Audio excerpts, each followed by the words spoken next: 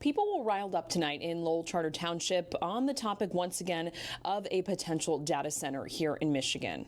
Now, this isn't something new here in West Michigan. We've been talking about these for months, several proposed projects in different communities in our area.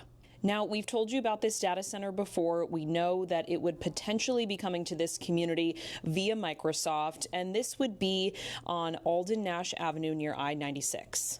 So what happened tonight? It was a board meeting in Lowell Township. Dozens of people showed up. Many spoke during public comment, even though this potential data center was not on the agenda for the meeting.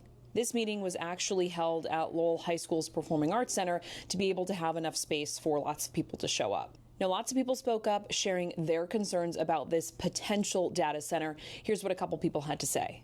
I'm opposed to it for all the reasons, ecological, psychological, the damage that AI has the potential to do, but I'd like to protect the water. And I don't want you to just take my word alone for what I've shared tonight. I want to go to the audience and say, how many of you all are in favor of having a data center in our community?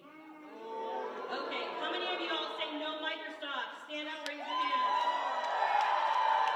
Now, some people at tonight's meeting also brought up how they were frustrated with the fact that when they're voicing their concerns, the board, which is up the front of the room, isn't actually responding to what they have to say. So the township attorney actually spoke at tonight's meeting, basically explaining that that's not how a meeting typically works. Public comment is the time for the public to speak up, and it's not typical protocol that, board members are then just going to respond to what everyone has to say. He also, however, gave kind of a brief update on this project as a whole, which we really don't have a lot of information on. A lot of the questions that you asked, this body doesn't have answers yet because it's still early on in the process.